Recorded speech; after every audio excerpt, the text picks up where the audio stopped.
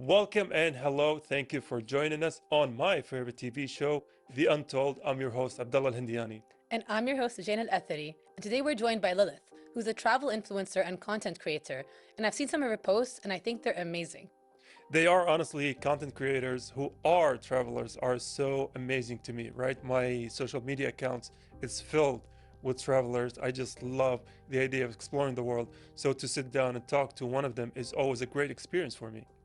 I agree. I mean, I'm also jealous of people who do this as their lifestyle because I would love to be a traveler and just post my stuff all the time, but I'm so bad at posting online. So I'm curious to talk to Lilith and find out how she does this for a living. Yeah, and to answer that question, we are going to take a break so we come back and join her. We are back on The Untold. Thank you for tuning in, but thank you for making a stop on your busy schedule, Lilith, for being our guest today. And shukran to you as well. Amazing. It's so great to have you. And you're a traveler and a content creator. And honestly, I love that. I dreamed of doing that once in life, but I'm a bit lazy with posting and stuff like that, unfortunately. Fair enough. It takes a lot of work. Oh, yeah, I can imagine to have that energy all the time. But before we get into how you became a travel blogger, I wanted to ask you, growing up, did you always love travel or like doing this kind of stuff? Like, where did it begin? Honestly, I think, yeah, ever since the beginning, my father was a massive adventurer, sort of like a Indiana Jones type. Love that. He was a photographer and he taught me, all the different angles, like how to see things that a lot of people don't normally see. And so when I was younger, he used to bring me to Mexico a lot, and there was a Native American tribe, technically Mexican, but and he would do a lot of philanthropic work with them. So ever since then, like I was from the start like surrounded by other cultures and grew to appreciate them. And so my mom, she started looking into doing international teaching, and I was about 12 at the time, and I remember being very excited actually and not having any fear and actually wanting to go. So I think that's really where it all started. And when I was 15, she ended up getting a job and we moved to Mongolia. Oh, wow. So I lived there for 2 years, and I did my first 2 years of high school there, and then my last two of high school, I went to China. I lived in Suzhou, very close to Shanghai, and graduated from high school. And then I moved to Malaysia, where I went to a university there, an Australian university, but they had a campus in Malaysia, and I chose Asia. I had the opportunity to go back to the US, and people kept telling me, like, you should go back. And I said, no, I don't want to. I love Asia so much, and I love traveling so much, and I can't see myself going back or doing anything but this. So I think from a young age, it was my dream to do this. And I realized, you look back and you're still thinking, oh, I have so much to grow, but I've actually achieved my dream at a relatively young age in my 20s. And it's the best life. I wouldn't trade it for anything. Like you think, oh, you see the movies in the US and it looks like so much fun of like high school. And sure, maybe I missed out a little bit on that, but this is the best. Yeah. I cannot recommend it enough. And it opens up your mind, and open-minded, obviously, that's, general, but you really do appreciate different cultures and experiences. Yeah, I think traveling, the beauty about it is it makes you explore the world, right? It gets you out of the confines of what what you consider normal. And I think that's the beauty of, traveling. As someone who wishes to be a traveler, I'm always envious of our guests who do travel a lot. But I want to ask you, because you mentioned that at first your travels were bounded by, your parents moving, your studies and everything. But at what point did it shift from it is something out of necessity to it is something you're doing because you love? I would say right out of high school. Oh, I could have, I was looking at Australia or even Europe, but to be honest, I find the developing countries to be extremely interesting. And they have, I feel like, a lot more, at least for me, a lot more to offer in terms of different experiences. I guess like we see in the Western media, it's normal, but I like to see abnormal and different, like little small like cultural practices. Like I find a lot of joy in that. No, I kind of get what you're saying because when you go to some places, the culture really shows and the people really embody it. They haven't forgotten their roots, their traditions, and you see it in the style of dress, the type of food, so many different aspects that people can forget about if they're kind of living in a more globalized kind of sense. But when you go to all these other places, and it's so cool that growing up you got to experience so many different kinds of culture and live there, so you're practically immersing yourself in the locality as well, which is very different than just kind of taking a vacation somewhere. Definitely. You got to actually experience the culture like full on and learn from the people there, and that just sounds so amazing. And there's actually a word for that. It's called third culture kid. So it's like your family and where you live, and then your friends, and then all those circles meet in the middle. And so you take on all of those different cultures. So for example, in the US, it's kind of like a stereotype that they wear shoes in the house, they wear shoes on the bed, and that is true, by the way. Oh my God. And now looking back on it, like, oh, that's so gross. But like now I consider, I joke around when my friends come over, I'm like, take your shoes off, this is an Asian household. So like little things like that. So you take those on you, and I'm able to sort of like pick out the things that I really like from a culture and absorb those into my personality and my everyday life. And I think, you know, that's a privilege. It is a privilege. And so how did your, family and friends react whenever they're, I'm calling you today, now you're in Malaysia, I'm calling you tomorrow, now you're in Indonesia. I'm like, where are you in the world? Like, how did they react to that? What was the reception to? Well, at the start, when my mom got the job offer in Mongolia, our family, our friends, they kept asking, are you sure about this? You know, you're taking your 15-year-old daughter to a totally different country, at a new school, new culture. And my grandfather, actually, he told my grandma when she came to visit us when we went to our winter holiday in Thailand the first year, the school's advice was don't go home the first year because you might not want to come back. So we went to Thailand for Christmas instead. And my grandma came, and my grandfather said, if she's unhappy, like you just bring her on home and we'll put her in school here and she'll stay with us. But what they actually found was a very happy and well-adjusted child. And personality really plays a huge role in that, and upbringing, because there are quite a few teachers that will bring over their children and they can't manage, and then they end up breaking contract and going home. But because I think that the reason was I was raised already to experience different cultures, I did not have an issue with this.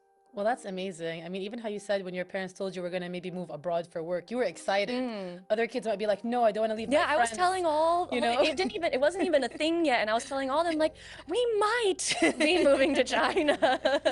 It's like you always had that adventurous soul in you, that spirit that just wants to try new things and explore stuff. Yeah. And it was funny to me how you mentioned the idea of the third culture kid. I've heard about it a lot. I have a lot of friends from other countries, and they all have that same experience where they kind of don't fit in any one place. But they fit in everywhere. It's kind of like a double-edged sword, you could say. Because yes, they fit in everywhere, but sometimes they feel that they don't. Right. So do you ever feel like you don't know where home is, or what's the meaning of home to you? 100%. When I moved to China, and I love China, and I consider China to be like kind of home as well, but I was sad and I was like, I want to go home, and my mom was like, you want to go back to the US? No, I want to go back to Mongolia. But then I ended up falling in love with China, and then I fell in love with Malaysia, and so I think at the moment home is Malaysia, and also a part of the US, but purely because my family is there. So I go back for the holidays, but where my heart is it's over in Asia. And so do you find it difficult, or hard to adjust to, always finding new environment, new connections, new people, trying to fit in, that awkward phase where you're in a new place? Did you find that difficult, or have you gone, accustomed to it? People ask me that a lot, like, how do you do it? And it's normal for me. I think I get a little antsy when I'm in one place for too long.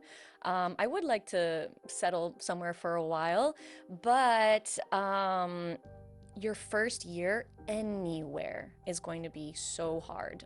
Even if you're in your dream country, the best of everything, you still need to figure everything out again.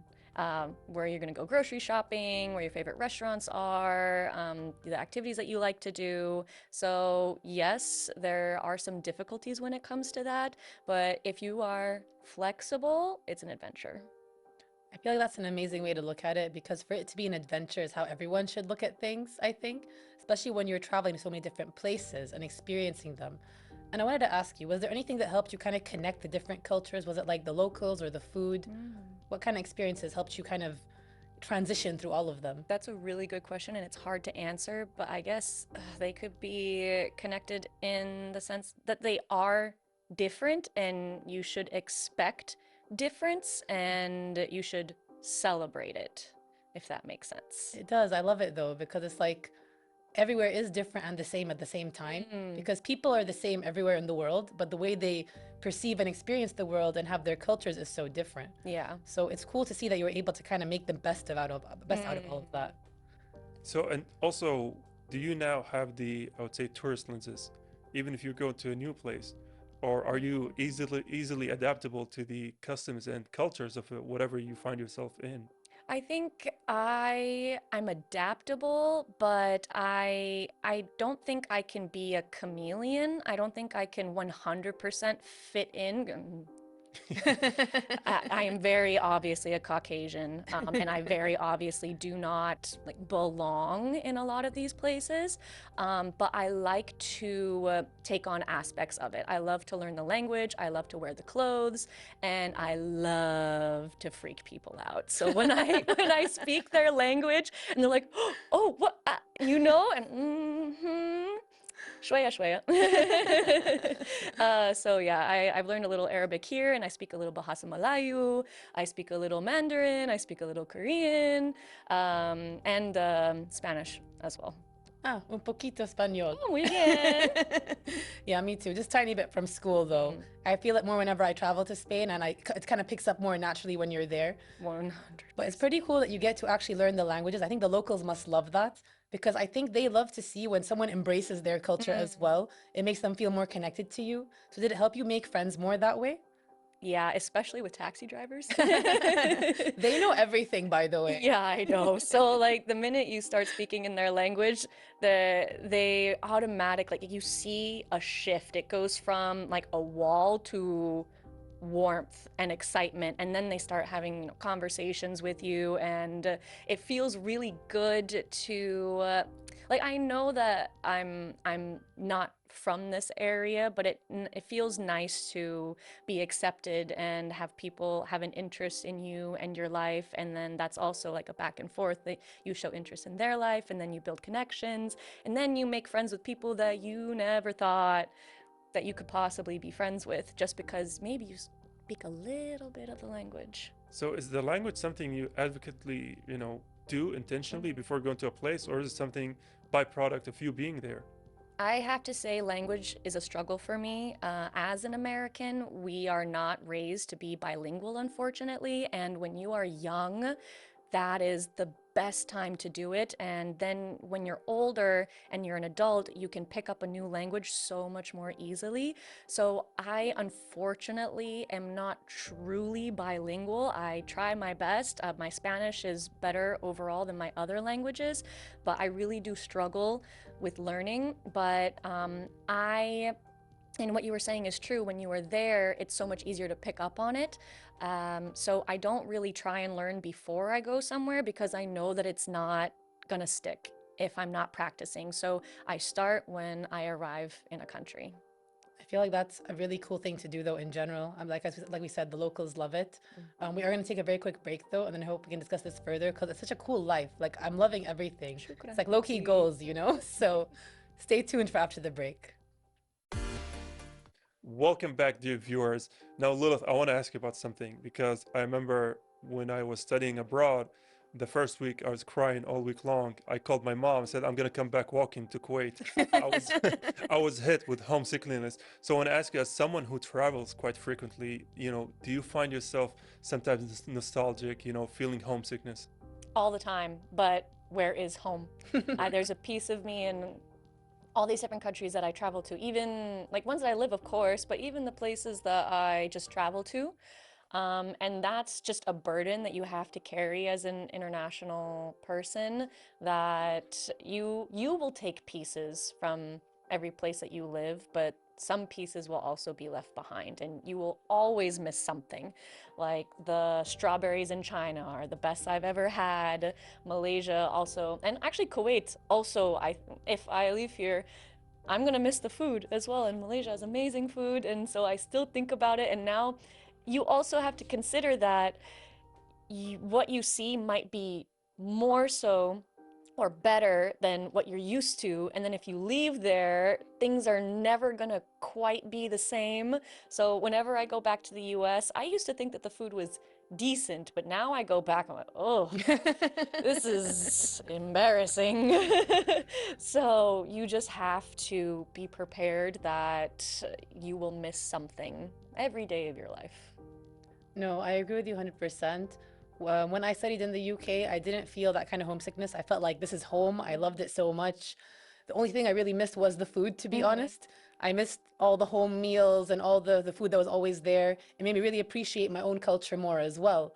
But I was so happy to be able to have that new experience and kind of become myself more, because I feel like you learn so much about yourself when you're traveling and living in other places, things that you couldn't have learned in the place you originally are from.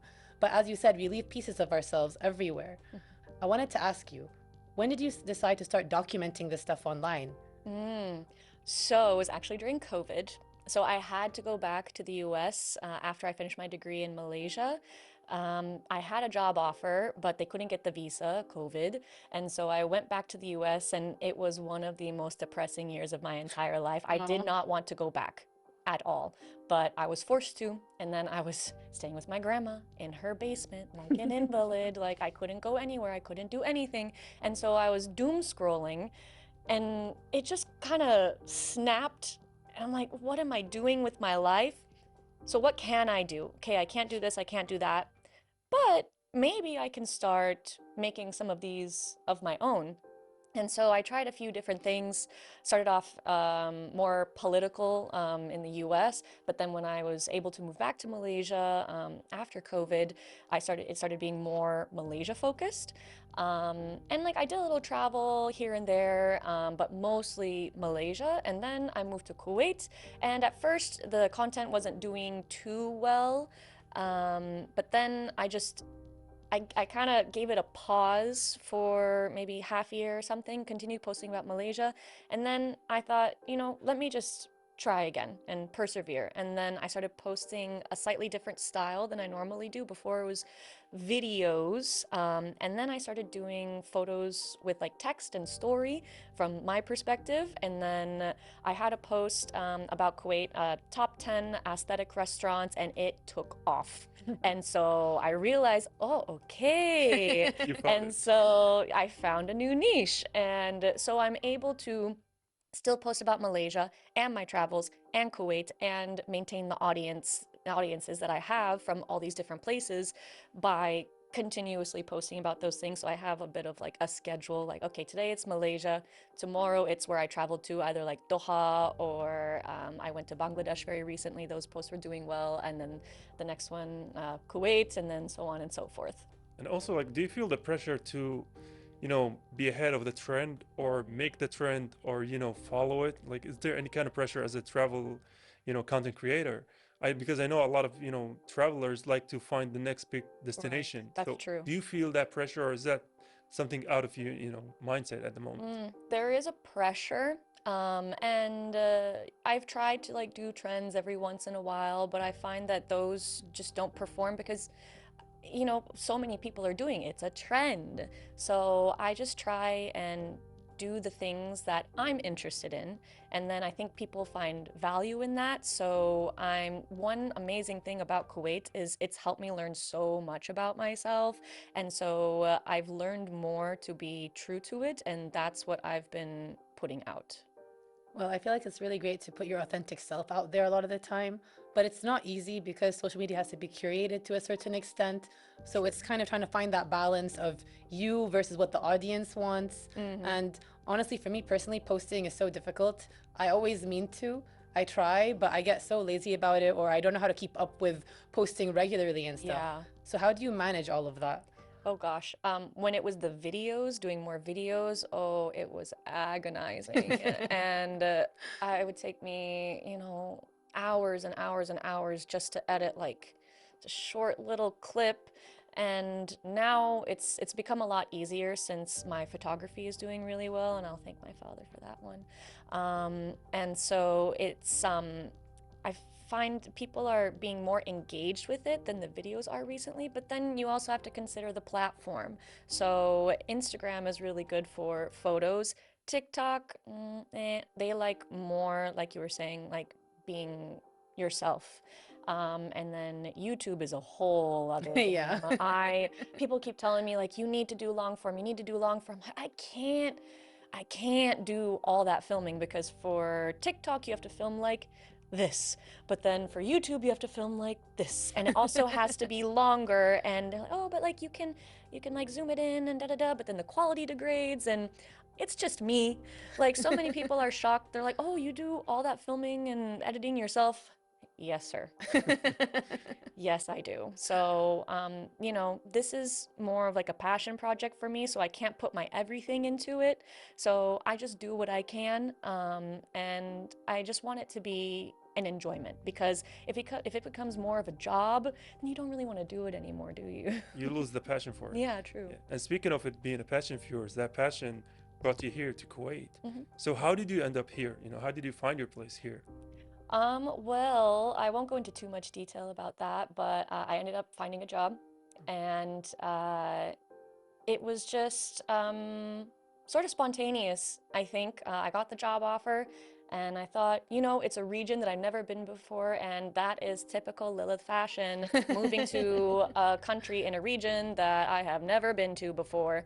So I did that in Mongolia, and I did that here, and I have really, like, it's tough. Kuwait is very different than a lot of the other places that I've been, and it is my first time in like the GCC in Middle East, so there was a lot of adjusting. But like I said, the first year, always hard. So I've made it through my first year, actually a year and a half now, and I'm finding Kuwait is really amazing for hidden gems, and I think that's really cool. So you come to Kuwait and it's a bit unassuming, but then if you know where to look, and if you open your eyes and you explore a little bit, you go into like the alleys, you find there are oases all over the place, like gorgeous restaurants with amazing views, and actually they're not that expensive. Like, you're getting sort of fine dining quality food for maximum like $50. Whereas in the US, this kind of thing, like these kinds of experiences, like you wouldn't be able to have for like $200, $300. So I think Kuwait is really amazing for that. And there are just some really like places that you would not expect to see here if you were just looking at the surface. So you really have to dive in deep, and that's what I'm hoping that people are getting from my content. Maybe they won't have to take as much time as it took me to find these places. Maybe they just look at my page and they're like, oh, that looks interesting, let me go check that out this weekend. No, 100%. You're totally right. Because especially places like Kuwait, the food is amazing. It's one of the best things that we have. And even if you go to a place that's just like a regular restaurant, the food is always going to be good. True. It's very rare to find bad food in Kuwait. True. Even if you're going to like a tiny place in the wall or something, sometimes those are the best ones as Voila. well. It's always so random. It's like this tiny, like I'm going to take you to this little place Yeah. here, and you're like, where are you taking me? And then the food is actually bomb. Like, it's amazing. I always say to people, like, the more health code violations a restaurant looks like it has, the better the food is. It's actually That's my low-key so advice. true, though. It's so true. Yeah, honestly, like one of my favorite places in all of Kuwait that also sells food. I'm pretty sure it violates all health codes out there, but it's delicious, and I think that's where it works. So, what were your first impressions being in Kuwait? And I'd imagine the first thing is that, wow, the weather is really Well, I'm burning. from Arizona, so that's not a problem for me. So I realized I think I landed in a sandstorm. Oh, no. So, but I didn't know. Everything was fine. We landed okay. And then I just remember thinking like, oh, so like the American, like the filters that they put on, I'm like, oh, it's real. But then like a few days later, you know, it clears up and like, oh, bright blue sky. And then I'm like, oh, and then we had a sandstorm. oh, okay, I think I see what happened here. So that was pretty much my first impression. I was like, oh, this looks like a filter. It is. The sky goes like orange and stuff. Yeah. So no sandstorms in Arizona? No, actually, we have monsoons. Oh, okay. And that's really nice. I think we miss wish we would have those. more rain here for sure. That's probably the one thing we're missing out on is more rain. But It's actually on my bucket list to be in my apartment during the day and see a sandstorm coming towards me. really, I feel like that'd be a really cool experience. I feel like no Kuwaiti ever thinks that they want to do that. We see a sandstorm's coming, we're like, oh, Stay inside. we're not leaving the house today.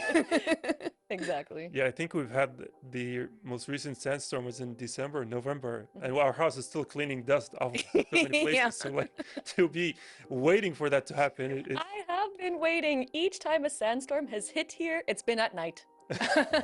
There was one really cool time, I think it was last year, there was a really viral photo of the cloud coming around the Kuwait Towers. Have you seen that picture? I think I've was seen a it, yeah. Gorgeous picture. I'm trying to look for it on Google to show people, but I can't find it now. But that's what I want to see. I was just thinking that photographer, chef's kiss. I feel like it's so cool hearing from an outside perspective about that because growing up in Kuwait, we all hate the dust. We're not fans of it. We don't like when it comes. We don't see the beauty in it so much. Maybe back in the days when we had school, when it would have be a very intense dust day, you didn't have to go to school. Yeah. That was the only fun thing.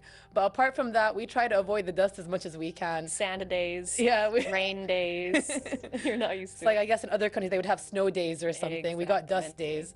The only weird thing is that the sky goes orange like we're on Mars or something. So that's I think what you're hoping to That's see. really cool. You know, but that is so cool that you are able to find the beauty in these things. And actually you can share that with the people online as well and help people see the beauty of the stuff that they may have overlooked every day. So, yeah. Hopefully I'll see a sandstorm coming. I can make a post about it, but let's see if Allah will provide. well, hopefully not though. Yeah. Because we don't want any sandstorms. Oh, I want to see. I think the next sandstorm that hits, we're gonna blame you for it. That's okay. I'll accept it. You know, until a sandstorm do hit us, you know, hopefully for the foreseeable future, we do want to thank you for being our guest on tonight's episode of The Untold. Thank you so much for having me. Honestly, it was a pleasure to have you. I had so much fun talking to you, and I wish you the best of luck with the rest of your travels and experiences. And I look forward to seeing what other places you find. Shukran. Stay tuned. Exactly. And with that, we are going to take a very quick break.